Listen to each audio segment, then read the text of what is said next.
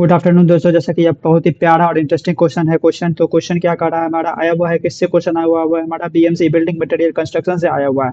तो क्वेश्चन पूछ क्या रहा है, देखिए, इन कंक्रीट में the finest modulus of coarse free rate 7.6 है, finest modulus of fine aggregate 2.8 है।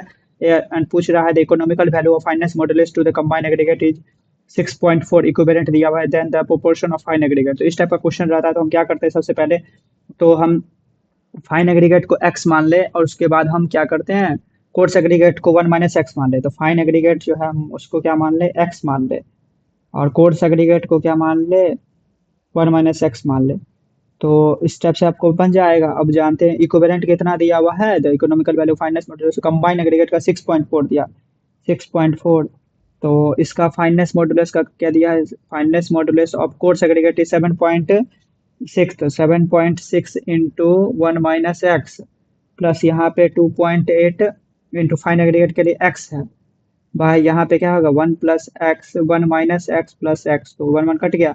अब यहाँ से एक्स निकलेगा तो एक्स हमारा कितना निकल जाएगा, यहाँ पे 0.25, और 1 - एक्स कितना बच जाएगा, ये तो फाइन हो गया, और कोर्स कितना हो गया हमारा, तो कोर्स हो गया 1 - 0.75। तो पूछ क्या रहा है हमारा, then the portion of fine aggregate. तो फाइन एग्रीगेट के लिए पूछ रहा है हमें, तो फाइन टू द पूछ रहा है question, fineness modulus of fine aggregate by combine aggregate. तो फाइनेंस मॉड्यूलस के लिए पूछ रहा है तो 0.25 तो मतलब 25% हो गया।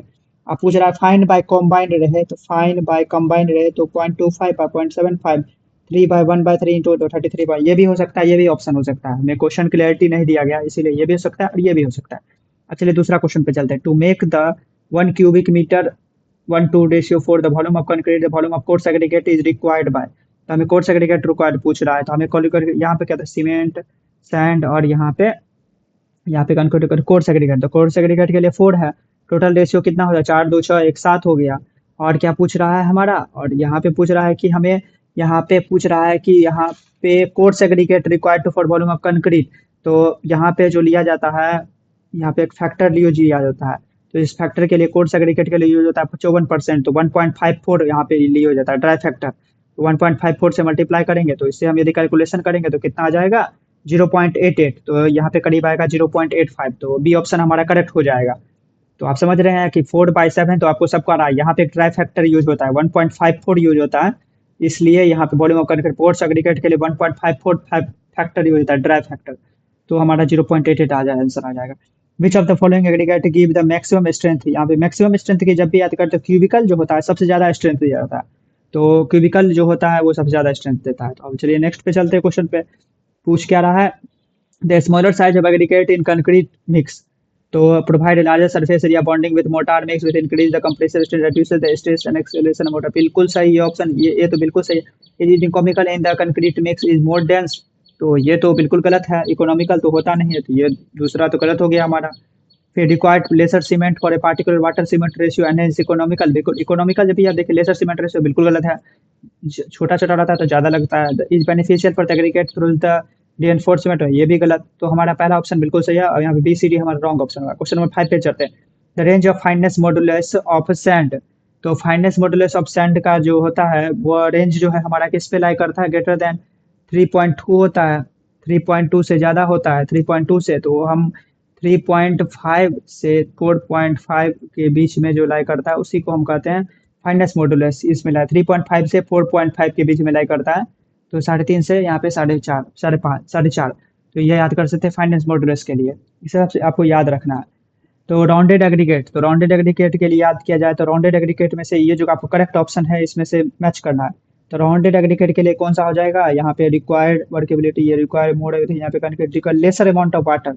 राउंडेड एग्रीगेट में यहाँ पे पहला हो जाएगा, ये हो जाएगा पहला, कम पानी यूज होता है वहाँ पे, lesser amount and water cement paste for given workability, ये हो जाएगा हमारा। उसके बाद क्या कहता है क्रस्ट एग्रीगेट। तो क्रस्ट एग्रीगेट में क्या होता है हमारा, तो गिवन कंक्रीट, यहाँ पे give concrete of higher compress, crust जो रहता है वो ज्यादा कंप्रेसिव स्ट्रेंथ देता है, स्ट्रॉन्गर एग्रीगेट। तो ये दूसरा हो जाएगा हमारा, इसके लिए दूसरा ऑप्शन ये मैच हो गया। उसके बाद तीसरा देखें तो फ्लैकी एग्रीगेट। तो फ्लैकी एग्रीगेट के लिए क्या हो जाता है हमारा, तो फ्लैकी एग्रीगेट जो है वो रिड्यूस वर्केबिलिटी कर जाता है, तो ये तीसरा हो जाएगा। Inapplicably high ratio surface area to volume. Irregular जो है हमारा बच जाएगा, जो लास्ट में बचा क्या, require more water than the pond, ये हो जाएगा हमारा। तो मोर वाटर ज्यादा होता है इरेगुलर एग्रीगेट में, तो ये चौथा ऑप्शन हो जाएगा मैच हमारा। इस तरह आप मैच कर सकते हैं, आपको बस याद रहना है।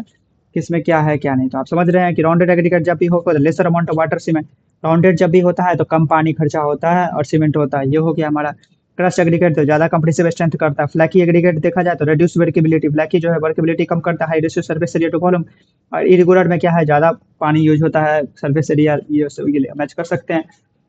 अब चलिए नेक्स्ट क्वेश्चन पे चलते हैं, क्वेश्चन नंबर 7 पे। तो जैसे fact aggregate which of the following give the correct slot of flakiness index for the 50 MMP and retain on 40 MMP. ये आप क्वेश्चन जब भी देखें तो मीन साइज निकाल ले। तो 50 प्लस 40/2, तो 50 प्लस 40/2 तो हो जाएगा, कितना हो जाएगा, 90/45 हो जाएगा। और मीन साइज को बराबर क्या होता है, 0 पॉइंट फैक्टर यूज करते हैं साइज बराबर मीन साइज के लिए, 0.6 इंटू 0.6 इंटू मीन साइज। तो 0.6 इंटू 45 को मल्टीप्लाई करेंगे तो 27 आ जाएगा हमारा। तो 27 हमारा करेक्ट हो जाएगा। बस आपको फैक्टर याद रखना, 0.2 0.6 होता है यहाँ पे फैक्टर, उससे मीन साइज को मल्टीप्लाई कर देते हैं तो 27 आ जाएगा हमारा आंसर। तो फिर क्वेश्चन नंबर 8 पे चलते हैं। The maximum total quantity of dry aggregate by 50 kg of cement taking at the sum of the individual masses of coarse aggregate M20 for the concrete is 250। ये डायरेक्ट आपको याद रखना है, 250 हो जाता है हमारा आंसर यहाँ पे, ये हो गया। उसके बाद क्वेश्चन नंबर 9 पे चलते हैं। क्वेश्चन नंबर, ये तो है 10 दिया है, उसके बाद 9 है, तो 10 पे ही चल जाते हैं। In a concrete mix the maximum size of coarse aggregate is increase the proportion of fine to coarse aggregate should be. क्या हो जाएगा यहाँ पे, coarse aggregate should be decrease हो जाएगा। तो साइज बढ़ता है तो सरफेस एरिया बढ़ता है, सरफेस एरिया बढ़ता है तो फाइन टू कोर्स होता है तो डिक्रीज हो जाता है, तो ये डिक्रीज हो जाएगा हमारा। अब समझे, यहाँ पे साइज बढ़ा तो इस तरह याद करना है आपको, साइज बढ़ा तो सरफेस एरिया बढ़ता है, सरफेस एरिया तो बढ़ता है तो फाइननेस टू कोर्स हो जाता है, तो इसे कहते हैं डिक्रीज हो जाता है। ये आपको इस तरह याद रखना है।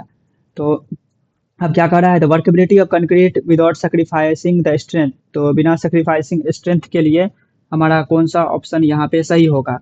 तो हम क्वेश्चन नंबर क्या है, 9 है, तो क्वेश्चन नंबर 9 के लिए तो यहाँ पे पहला, यहाँ पे देखा जाए तो fine without sacrificing the strength. तो वर्केबिलिटी ऑफ कंक्रीट बिना सेक्रीफाइस करने के लिए हमारा स्ट्रेंथ के लिए तो फाइन एग्रीगेट जो है तो वो हमारा बिल्कुल ऑप्शन सही है, क्योंकि बिना सेक्रीफाइसिंग स्ट्रेंथ के लिए फाइन एग्रीगेट बाकी समय स्ट्रेंथ को अफेक्ट करता है, क्वांटिटी ऑफ मिक्सिंग वाटर से स्ट्रेंथ अफेक्ट करता है, maximum size of coarse aggregate से भी स्ट्रेंथ अफेक्ट करता है, शेप ऑफ कोर्स एग्रीगेट से भी स्ट्रेंथ अफेक्ट करता है हमारा। ये हो गया हमारा। अब क्वेश्चन नंबर 11 पे चलते हैं। इसे आप समझ रहे, फाइन एग्रीगेट से हमारा जो है स्ट्रेंथ पे अफेक्ट नहीं पड़ता, ये इसीलिए ऑप्शन हमारा सही होगा, बाकी हमारा जो ऑप्शन है वो गलत हो जाएगा।